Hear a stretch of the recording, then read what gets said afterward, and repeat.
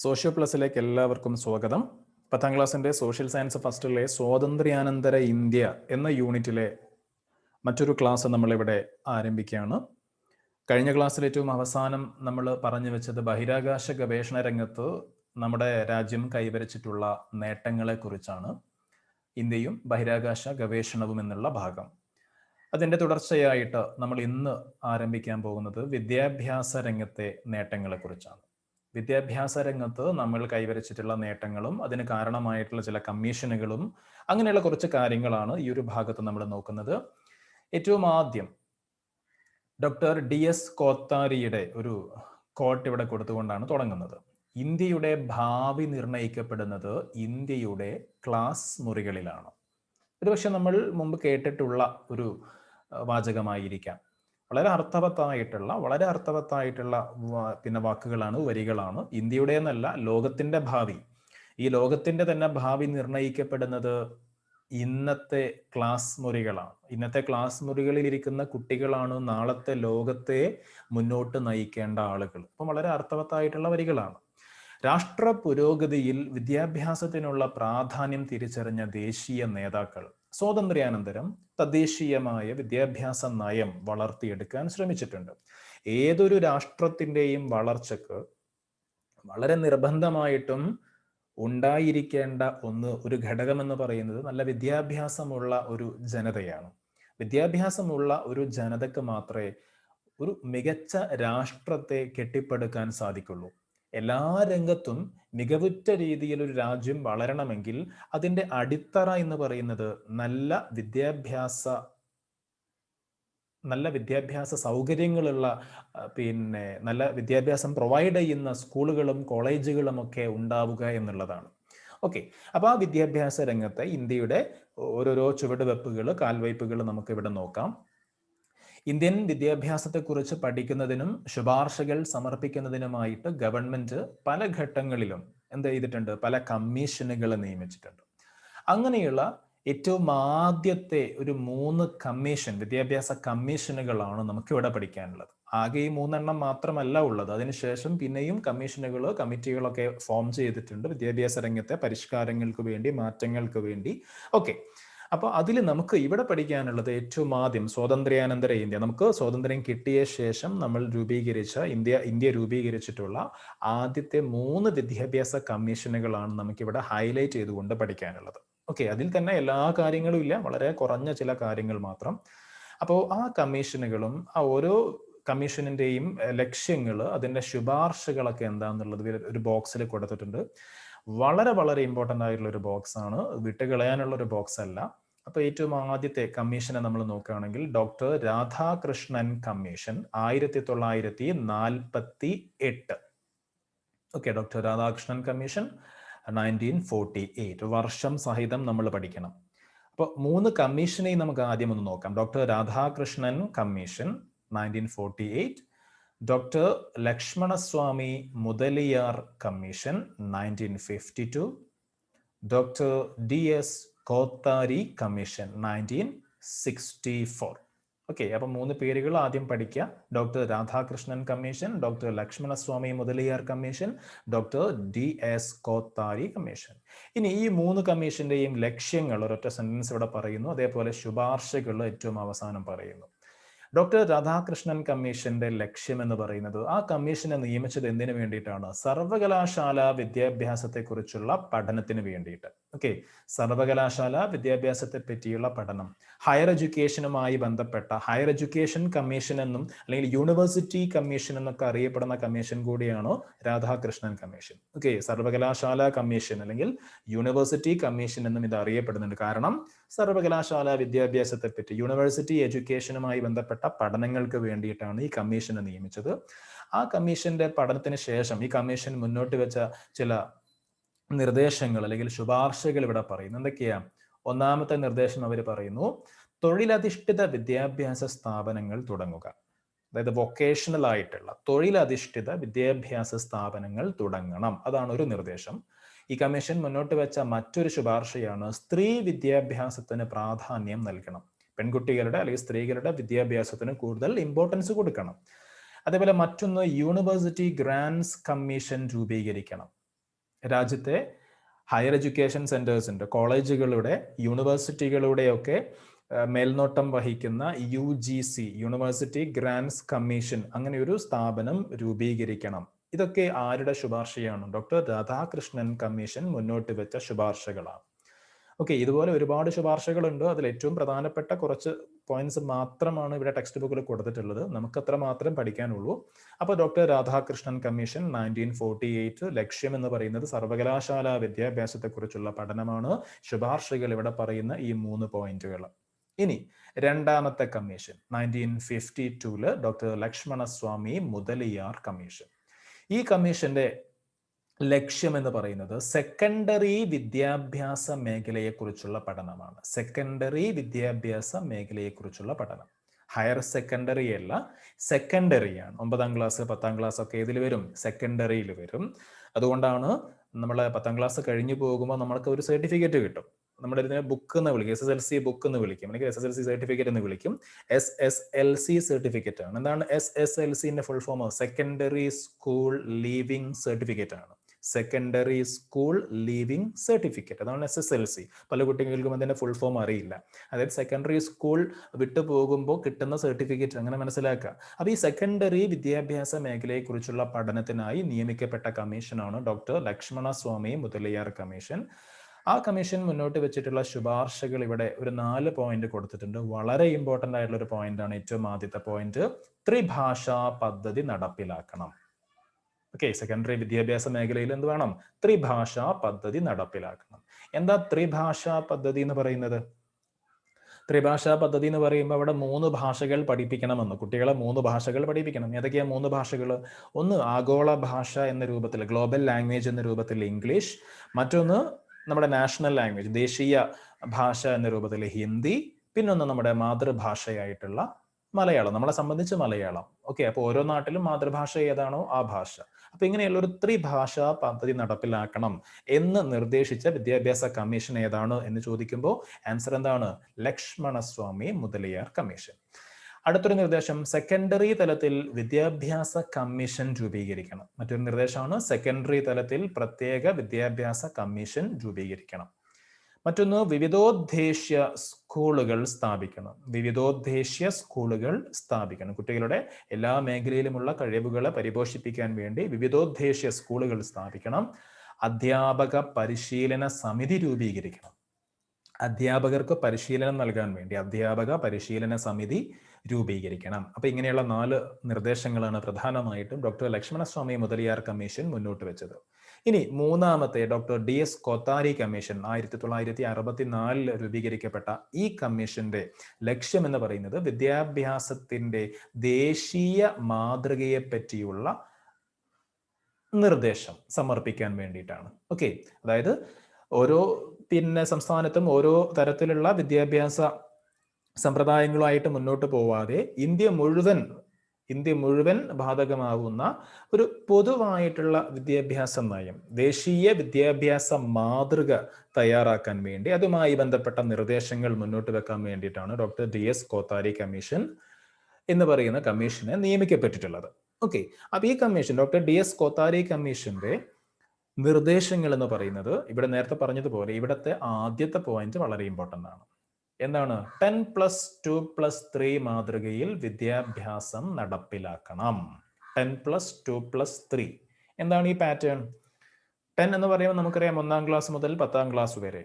+2 എന്ന് പറയുമ്പോൾ എന്താ? +1 +2 2 വർഷം.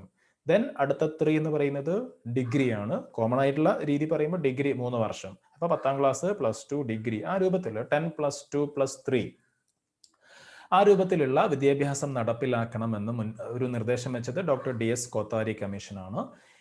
പിന്നെ മറ്റൊരു നിർദ്ദേശം, സെക്കൻഡറി തലത്തിൽ തൊഴിലധിഷ്ഠിത വിദ്യാഭ്യാസം നടപ്പിലാക്കണം. സെക്കൻഡറി തലത്തിൽ തൊഴിലധിഷ്ഠിത വിദ്യാഭ്യാസം നടപ്പിലാക്കണം. ഓക്കെ, നമ്മൾ VHSC ഒക്കെ കേട്ടിട്ടുണ്ടാവും.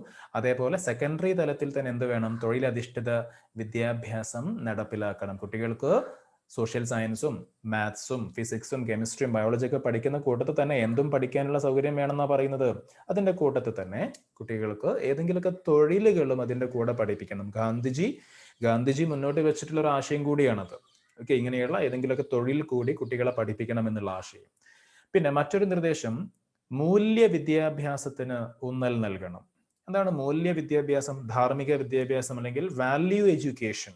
ഓക്കെ, വാല്യൂ എഡ്യൂക്കേഷന്, മൂല്യ വിദ്യാഭ്യാസത്തിന് കൂടുതൽ പ്രാധാന്യം നൽകണം. നമ്മൾ വളരെ കോൺക്രീറ്റ് ആയിട്ട് മെറ്റീരിയൽ ആയിട്ടുള്ള കുറെ കാര്യങ്ങൾ പഠിക്കുന്നതിലുപരി പഠിക്കുന്ന കണ്ടന്റിൽ നിന്നും നമുക്ക് ഒരുപാട് മൂല്യങ്ങൾ നേടിയെടുക്കാൻ കഴിയുന്ന രൂപത്തിലുള്ള മൂല്യാധിഷ്ഠിത വിദ്യാഭ്യാസത്തിന് ഊന്നൽ നൽകണമെന്നാണ് ഈ കമ്മീഷൻ മുന്നോട്ട് വെച്ചിട്ടുള്ള മറ്റൊരു നിർദ്ദേശം. ഓക്കെ, അപ്പൊ 3 വിദ്യാഭ്യാസ കമ്മീഷനുകളെയും നമ്മൾ നോക്കി. ഇതിനുശേഷവും വിദ്യാഭ്യാസ കമ്മീഷൻ ഉണ്ടായിട്ടുണ്ട്. ഞാൻ നേരത്തെ പറഞ്ഞു, രാമമൂർത്തി റിവ്യൂ കമ്മിറ്റി, അതേപോലെ യശ്പാൽ കമ്മിറ്റി, അങ്ങനെയുള്ള കമ്മിറ്റികൾ അല്ലെങ്കിൽ കമ്മീഷനുകൾ വിദ്യാഭ്യാസ രംഗവുമായി ബന്ധപ്പെട്ടുകൊണ്ട് കാലാകാലങ്ങളിൽ ഫോം ചെയ്തിട്ടുണ്ട്. അങ്ങനെയുള്ള പല നിർദ്ദേശങ്ങളും ഈ ഒരു വിദ്യാഭ്യാസ രംഗവുമായി ബന്ധപ്പെട്ടുകൊണ്ട് ഇടയ്ക്കിടയ്ക്ക് ഉണ്ടാവാറുണ്ട്. ഈ അടുത്ത കാലത്തും അത്തരത്തിലുള്ള ചില പരിഷ്കാരങ്ങളെ പറ്റിയൊക്കെ നമ്മൾ വായിച്ചതാണ്. വിദ്യാഭ്യാസ രംഗത്തെ സമൂലമായിട്ടുള്ള ഒരു പരിഷ്കരണവുമായി ബന്ധപ്പെട്ട ചർച്ചകൾ ഇപ്പോൾ നടന്നുകൊണ്ടിരിക്കുകയാണ്. എനിവേ, തൽക്കാലം ഈ ഒരു 3 കമ്മീഷൻ മാത്രമേ നമുക്ക് ഇവിടെ പഠിക്കാനുള്ളൂ. അപ്പോൾ അതിൻ്റെ ലക്ഷ്യങ്ങൾ, കമ്മീഷനുകൾ, അതിൻ്റെ വർഷം, അതിൻ്റെ ലക്ഷ്യങ്ങൾ, ഓരോ കമ്മീഷന്റെയും ശുപാർശകൾ, ഇതൊക്കെ വളരെ പ്രാധാന്യത്തോടു കൂടി തന്നെ മനസ്സിലാക്കുക. ഇനി അടുത്ത കാര്യങ്ങളിലേക്ക് കിടക്കാം. 1986 ദേശീയ വിദ്യാഭ്യാസ നയം, നാഷണൽ പോളിസി ഓൺ എഡ്യൂക്കേഷൻ, അതാണെന്ത് NPE അല്ലെങ്കിൽ ദേശീയ വിദ്യാഭ്യാസ നയം. 1986 ദേശീയ വിദ്യാഭ്യാസ നയം രൂപീകരിക്കപ്പെട്ടു. 1986 ദേശീയ വിദ്യാഭ്യാസ നയം രൂപീകരിക്കപ്പെട്ടു. പുതിയ സഹസ്രാബ്ദത്തിലേക്ക് ഇന്ത്യയെ നയിക്കുക എന്ന ലക്ഷ്യത്തോടെയാണ് ഇത് നടപ്പിലാക്കിയത്. എന്ന് വെച്ചുകയാണെങ്കിൽ വരാൻ പോകുന്ന, ലോകത്ത് സംഭവിക്കാൻ പോകുന്ന മാറ്റങ്ങളെയൊക്കെ ഉൾക്കൊള്ളാൻ പര്യാപ്തമായിട്ടുള്ള ഒരു വിദ്യാഭ്യാസ നയമായിരുന്നു 1986 എന്നാണ് പറയുന്നത്. ഓക്കെ, 1986 ഈ ദേശീയ വിദ്യാഭ്യാസ നയത്തിന്റെ പ്രധാന നിർദ്ദേശങ്ങൾ താഴെ പറയുന്നു. നമുക്കിവിടെ പഠിക്കാനുള്ളതാണ്, ഇമ്പോർട്ടൻ്റ് ആണ്. അപ്പോൾ 1986 ദേശീയ വിദ്യാഭ്യാസ നയം മുന്നോട്ട് വെച്ച നിർദ്ദേശങ്ങൾ എന്തൊക്കെ? 4 പോയിന്റാണ്. 1, പ്രാഥമിക വിദ്യാഭ്യാസത്തിനും തുടർ വിദ്യാഭ്യാസത്തിനും പ്രാധാന്യം നൽകുക. ഒന്നാമത്തെ നിർദ്ദേശം. ഇവിടെ ഒരുപാട് ആലോചിച്ച് പഠിക്കേണ്ട കാര്യങ്ങളൊന്നുമില്ല, വളരെ എളുപ്പമുള്ള ചെറിയ പോയിന്റ്സ് ആണ്. എന്തൊക്കെയാണ്? 1986 ദേശീയ വിദ്യാഭ്യാസ നയം മുന്നോട്ട് വെച്ചിട്ടുള്ള നിർദ്ദേശങ്ങളാണ്. 1, പ്രാഥമിക വിദ്യാഭ്യാസത്തിനും തുടർ വിദ്യാഭ്യാസത്തിനും പ്രാധാന്യം നൽകുക. രണ്ടാമത്തേത്, ഓപ്പറേഷൻ ബ്ലാക്ക് ബോർഡ് പദ്ധതി നടപ്പിലാക്കണം. രണ്ടാമത്തെ പോയിന്റ് എന്നാണ്, ഓപ്പറേഷൻ ബ്ലാക്ക് ബോർഡ് പദ്ധതി നടപ്പിലാക്കണം. അതാണ് രണ്ടാമത്തെ നിർദ്ദേശം.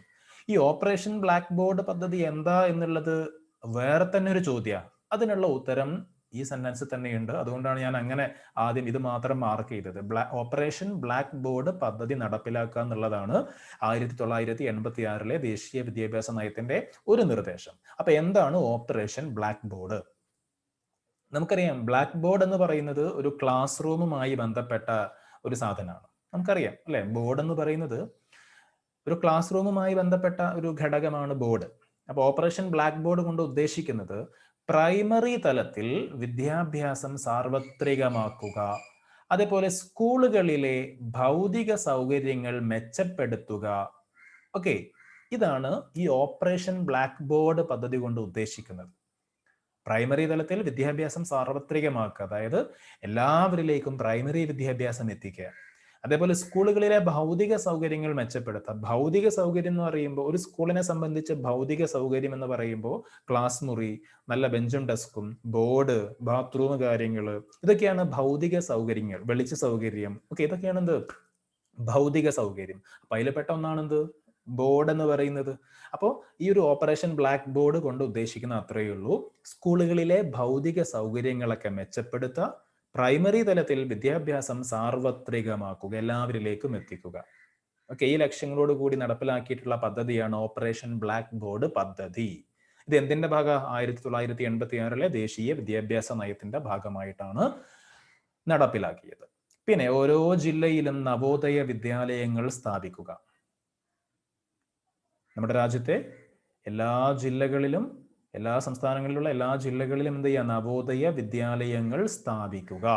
ഓക്കെ, അതാണ് കുട്ടികൾക്ക്, സാമ്പത്തികമായി പിന്നോക്കം നിൽക്കുന്ന കുട്ടികൾക്കും മികച്ച വിദ്യാഭ്യാസം നൽകുക, ലഭ്യമാക്കുക എന്നൊരു ലക്ഷ്യത്തോടു കൂടിയാണ് ഇങ്ങനെയുള്ള നവോദയ വിദ്യാലയങ്ങൾ സ്ഥാപിക്കുക എന്നൊരു നിർദ്ദേശം മുന്നോട്ട് വെച്ചത്.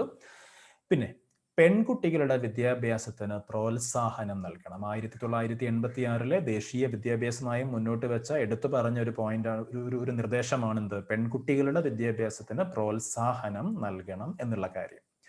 അപ്പൊ വിദ്യാഭ്യാസവുമായി ബന്ധപ്പെട്ട് നമ്മൾ പറയുമ്പോൾ നമ്മൾ നിർബന്ധമായിട്ടും പരാമർശിക്കേണ്ട ഒരു പേരാണ് മൗലാന അബ്ദുൽ കലാം ആസാദ്. ഇവിടെ അത് എക്സ്ട്രാ റീഡിംഗ് ആയിട്ടാണ് കൊടുത്തത്.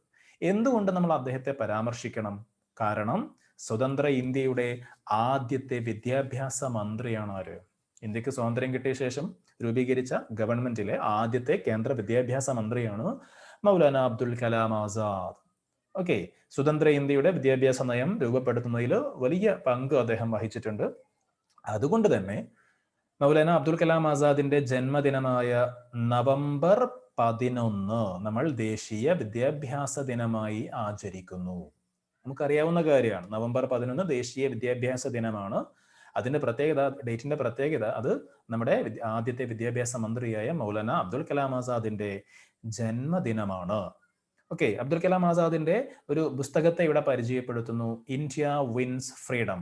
ഇന്ത്യ വിൻസ് ഫ്രീഡം, ഇന്ത്യ സ്വാതന്ത്ര്യം നേടുന്നു എന്നർത്ഥം അല്ലെ. ഇന്ത്യ വിൻസ് ഫ്രീഡം ആരുടെ ഗ്രന്ഥമാണ്?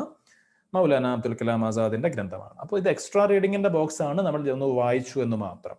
അപ്പോൾ നമ്മൾ മുകളിൽ പറഞ്ഞു വെച്ചത് എന്താണ്? 1986 ദേശീയ വിദ്യാഭ്യാസ നയത്തിലെ നിർദ്ദേശങ്ങളാണ് പറഞ്ഞത്. ഇനി അടുത്ത സെന്റൻസിലേക്ക് പോകുമ്പോൾ, വിദ്യാഭ്യാസ രംഗത്ത് ശ്രദ്ധേയമായിട്ടുള്ള മാറ്റങ്ങൾക്ക് തുടക്കം കുറിക്കാൻ പുത്തൻ വിദ്യാഭ്യാസ നയത്തിന് സാധിച്ചു.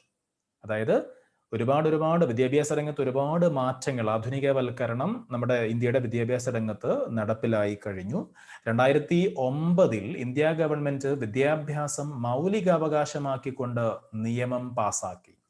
RTE ആക്ട് എന്ന് പറയും, റൈറ്റ് ടു എഡ്യൂക്കേഷൻ ആക്ട്. 2009 നമ്മുടെ ഗവൺമെന്റ് എന്ത് ചെയ്തു? വിദ്യാഭ്യാസം മൗലിക അവകാശമാക്കി മാറ്റിക്കൊണ്ട് ഒരു നിയമം പാസാക്കി. 2009 RTE act, right to education act എന്നാണ് അറിയപ്പെടുന്നത്.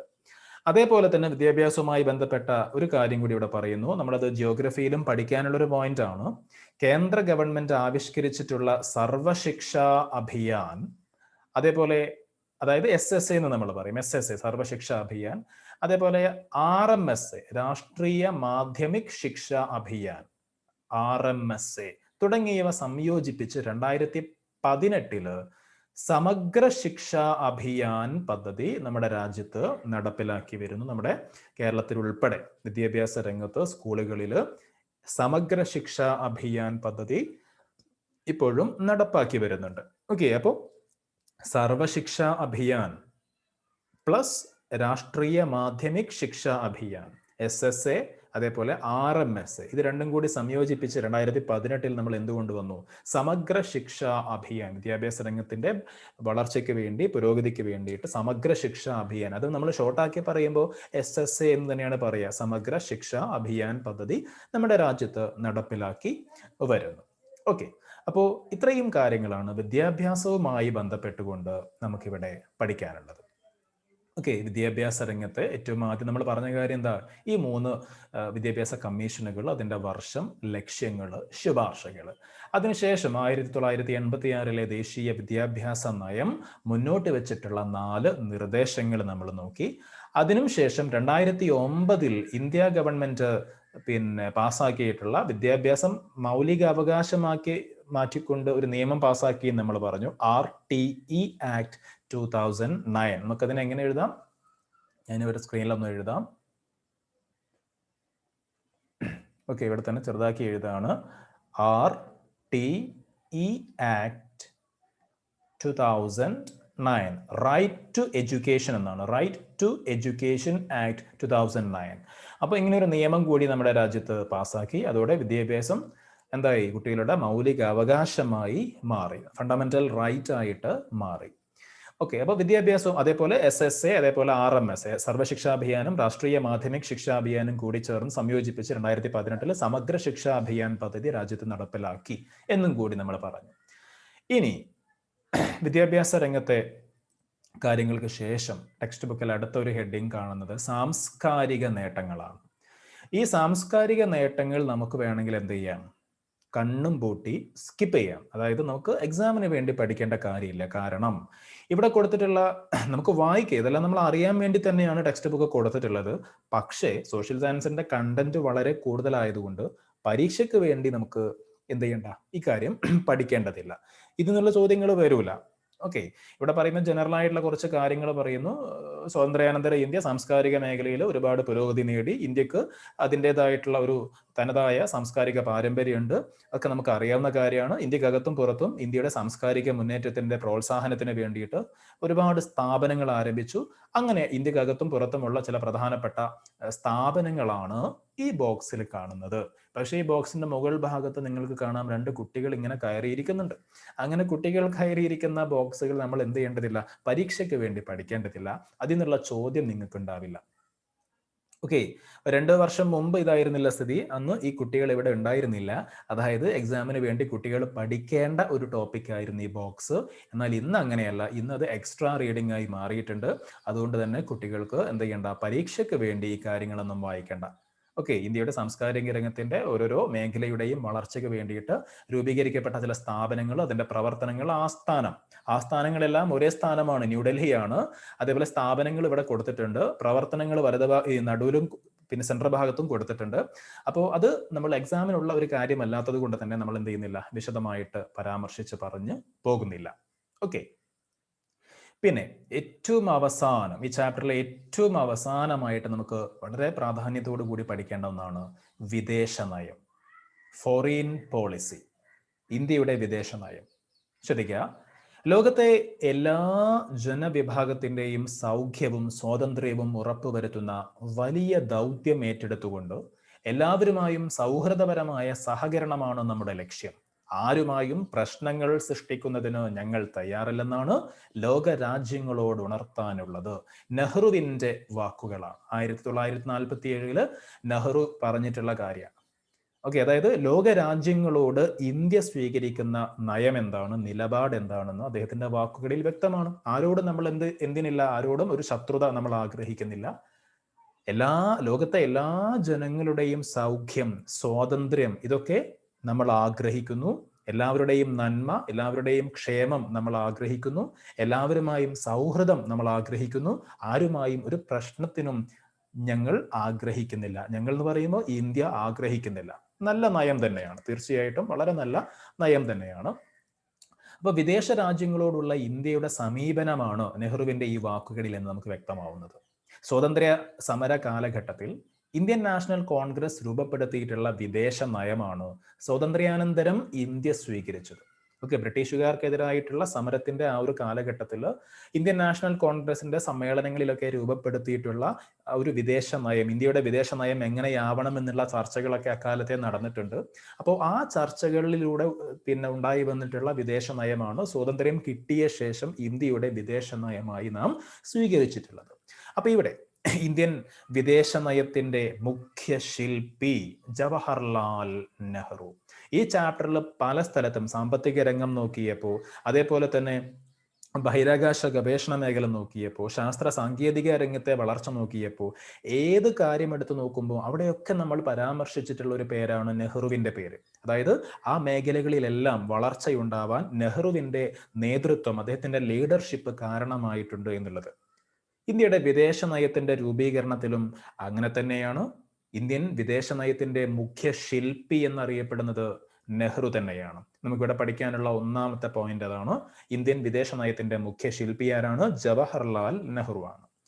ഓക്കെ, പിന്നെ പഠിക്കാനുള്ള അടുത്ത കാര്യം, ഇന്ത്യയുടെ വിദേശ നയത്തിന്റെ പ്രധാന തത്വങ്ങളാണ് താഴെ കൊടുത്തിട്ടുള്ളത്. ഇന്ത്യൻ വിദേശ നയത്തിന്റെ പ്രധാന തത്വങ്ങൾ അല്ലെങ്കിൽ ഇന്ത്യൻ വിദേശ നയത്തിന്റെ സവിശേഷതകൾ എന്തൊക്കെയെന്ന് ചോദിച്ചാൽ ഇവിടെയുള്ള പോയിന്റ്സ് നമ്മൾ പഠിച്ചു വെക്കുക, ഉത്തരം എഴുതുക.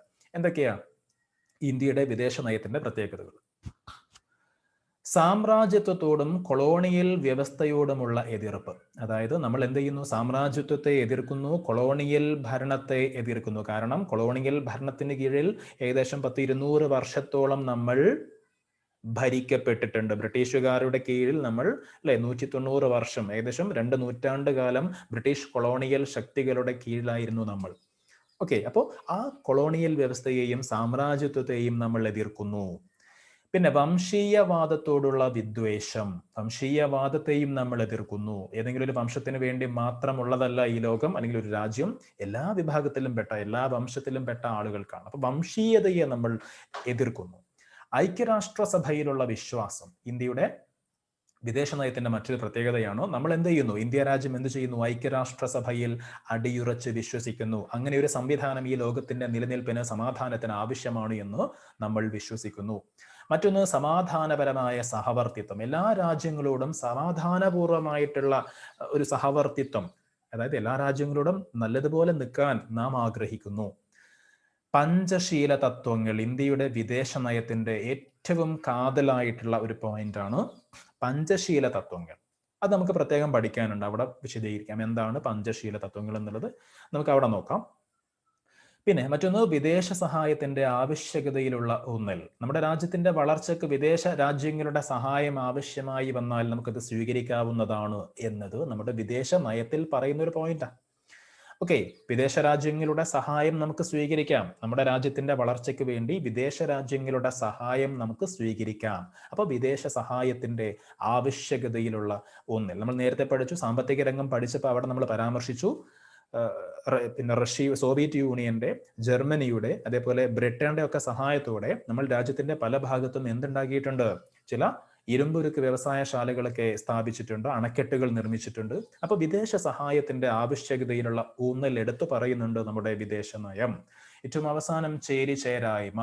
നമ്മൾ നേരത്തെ പഠിച്ചിട്ടുള്ള മുൻ ചാപ്റ്ററിൽ നമ്മൾ പഠിച്ചിട്ടുള്ള ഒരു കാര്യമാണ് ചേരിചേരായ്മ എന്ന് പറയുന്ന ഒരു സംഭവം നമ്മൾ പഠിച്ചു.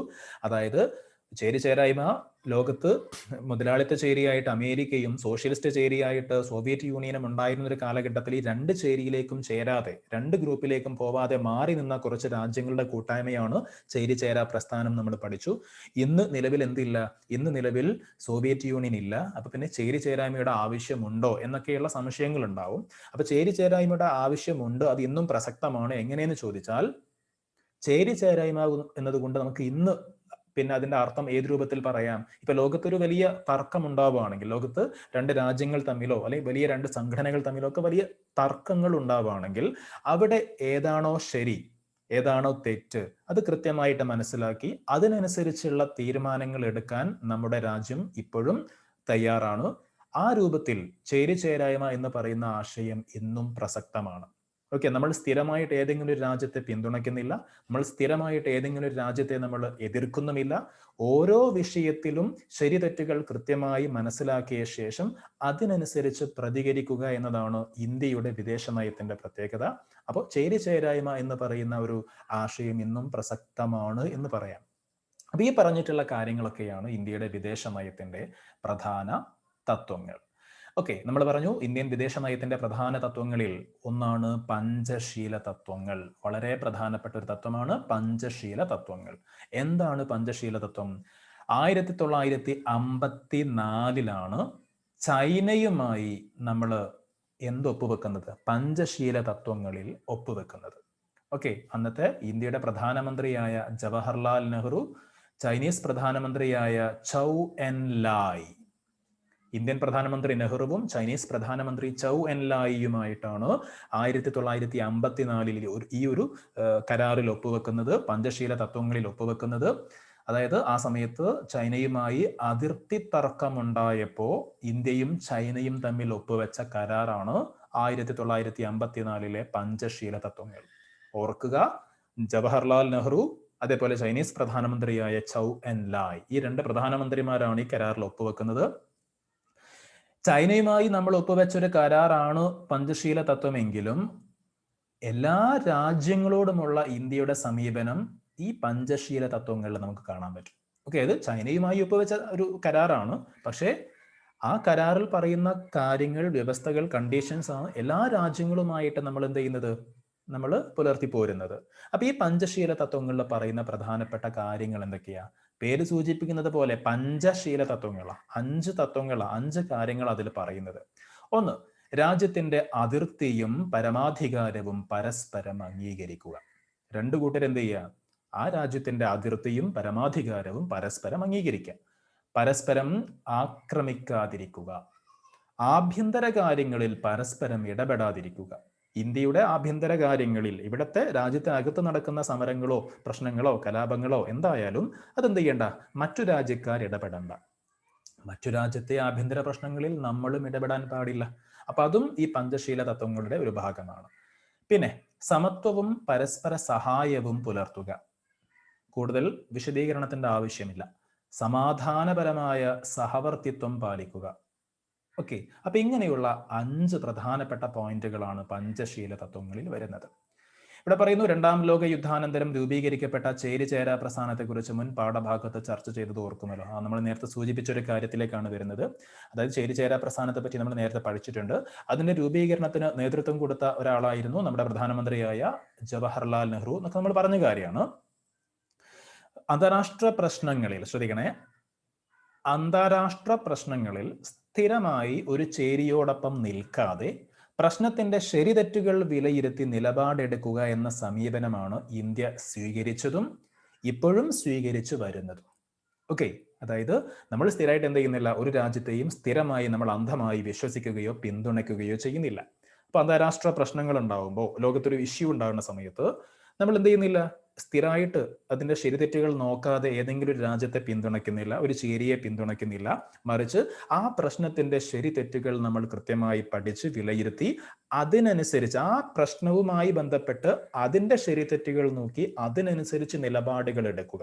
സ്ഥിരമായിട്ടുള്ള ഒരു നിലപാടല്ല, ഓരോ പ്രശ്നത്തിനും അതിന്റെ കൃത്യമായ കാര്യങ്ങൾ പഠിച്ച് അതിനനുസരിച്ചുള്ള നിലപാടെടുക്കുക എന്നൊരു സമീപനമാണ് ഇന്ത്യ ഇന്നും സ്വീകരിച്ചു പോരുന്നത്.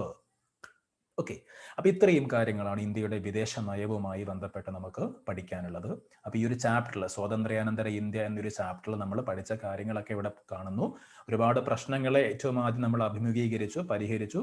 എന്തൊക്കെയാ? അഭയാർത്ഥി പ്രവാഹം, നാട്ടുരാജ്യങ്ങളുടെ സംയോജനം, വർഗീയ ലഹളകൾ, അങ്ങനെ കുറെ കാര്യങ്ങൾ.